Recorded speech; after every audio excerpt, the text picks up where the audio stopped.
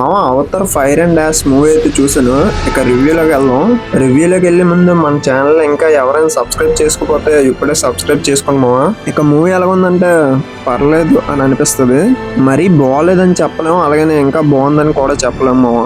మనం స్టోరీ పరంగా చూసుకుంటే సేమ్ రొటీన్ స్టోరీ అని అనిపిస్తుంది, కానీ విజువల్స్ పరంగా అయితే టాప్ నాచ్ లో మావా. ఇంకా చెప్పవసరం లేదు. 1 and 2 మీద 3 అయితే విజువల్స్ అయితే అదిరిపోయింది. ఇంకా ఈ మూవీ 3D లో మనం ఎక్కడ చూసినా ఒక మంచి క్వాలిటీ అయితే కనిపిస్తుంది మూవీలో. కాకపోతే మన తెలుగు ఆడియన్స్ కి అయితే నచ్చదు అనిపిస్తుంది, ఎందుకంటే 3 hours పెట్టారు మూవీ.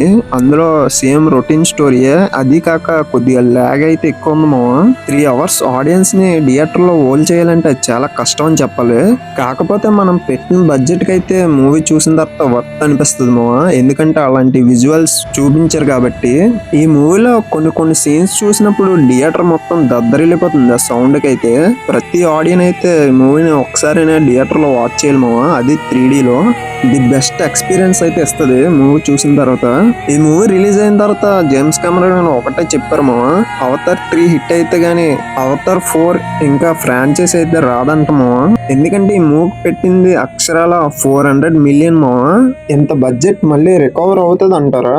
ఇన్ కేస్ ఈ మూవీ చూసుంటే మీకు ఎలా అనిపించిందో కామెంట్ చేసాను మావా.